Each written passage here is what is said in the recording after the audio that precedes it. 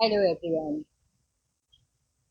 फिर से आप लोग के समक्ष अभी का जो ये सबसे ज्वलंत मुद्दा है, ये श्रीगंगानगर राजस्थान में जो छोटी सी 13 साल की बच्ची के साथ जो दुष्कर्म किया गया, 5 दिनों तक झकझोर के रख दिया। सारा सोशल मीडिया, न्यूज, सभी जगह यही चीज बात हो रही है।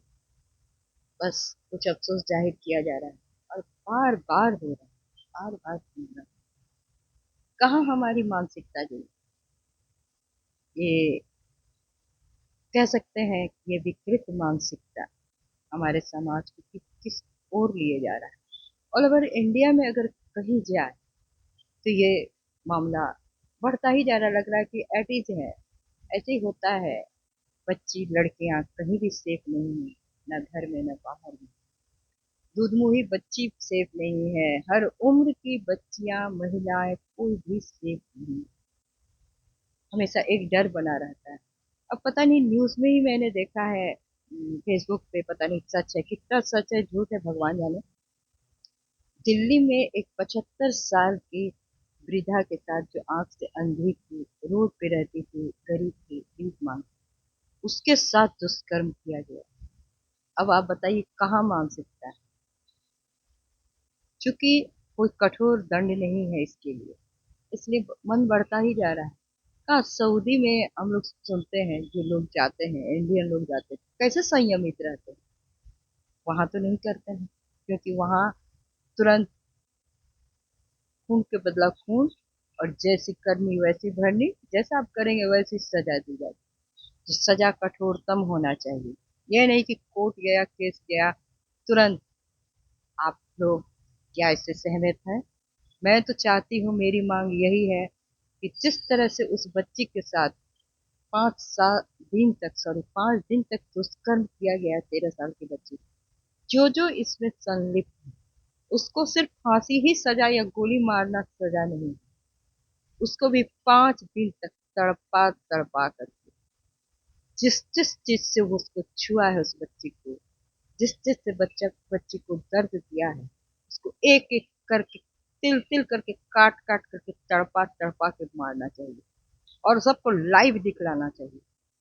जिस तरह से लाइव हम ये न्यूज सुन रहे हैं, देख रहे हैं, उस बच्ची की आवाज सुन रहे हैं, मरमाहत है, तो इसकी सजा भी वैसी ही होनी चाहिए, लाइव, ताकि आने वाले समय में डरे लोग, इस तरह का हिमाकत करने से पहले डरे कि वो क्या करते हैं। ये सजा वजह से कुछ नहीं होता, कोर्ट मुकदमा कुछ नहीं होता, मानवता तो खत्म नहीं होती। ये जो इस तरह से हम लोग जा रहे हैं, किधर जा रहे हैं? कहीं पे लड़कियां मार रही हैं पति को, और कहीं बच्चियों को, हर उम्र की बच्चियां अनसेफ हैं। ये सॉल्यूशन नहीं है।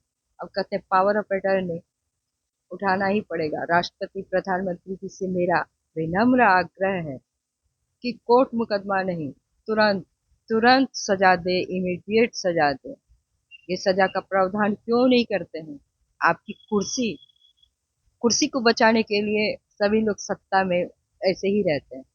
इस तरह से नहीं चलेगा। कहते हैं कि जब पानी नाक तक हो, नाक के ऊपर हो, तो पैर हाथ मारना ही पड़ता है। अब वो समय आ गया है। बच्चियों को, औरतों को, और औरत बच्ची हो क्या, जो जैसा करे, चाहे वो जो भी हो, अगर जहां लड़कियां इस तरह का कर रही हैं पाप, की शादी कर करके मार दे रही हैं, उसके साथ भी वैसा ही बर्ताव हो, ताकि अंकुश लग सके। अगर आप लोग सब हमारी बात का समर्थन करते हैं तो प्लीज लाइक करें, शेयर करें। और ये कैंडल मार्च, ये सबसे कुछ होने वाला नहीं है। बच्ची को पैदा करने से पहले भी माँ बाप अब डरेंगे, मगर क्यों नहीं, जान है, क्यों नहीं पैदा करें, और उसको इतना साहस दें, इतनी शक्ति दे, पहले पढ़ाई लिखाई तो बाद में जाए।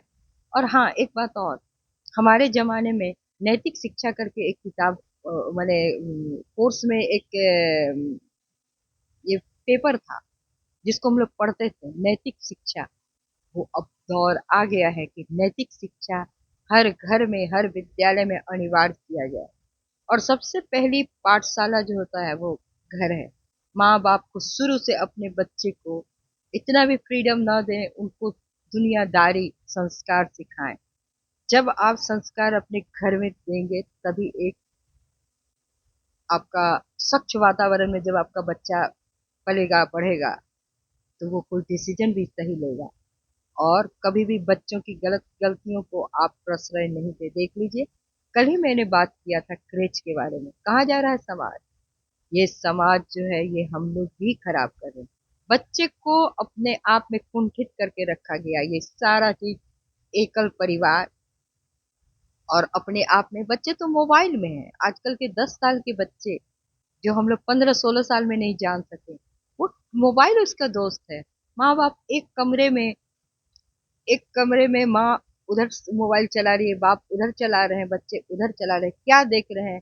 किसी को किसी से मतलब नहीं, एक छत के नीचे अनभिज्ञ हैं। पहले के जमाने में एक खाना बनता था, सभी बड़े चाव से खाते थे। एक सीरियल चलता था, सभी बड़े चाव से देखते थे। मगर अब अपनी डपली अपना राग। तो ये समझिए, ये विनाश की पराकाष्ठा पे हम पहुंच गए हैं। अब समय आ गया है कि हर परिवार को ये दायित्व लेना पड़ेगा। काहे कि एक परिवार सिर्फ आपका परिवार नहीं है, पूरा देश हर एक छोटे छोटे परिवार से बना हुआ है। और हमारा समाज, पूरा भारत वर्ष बदनाम हो रहा है।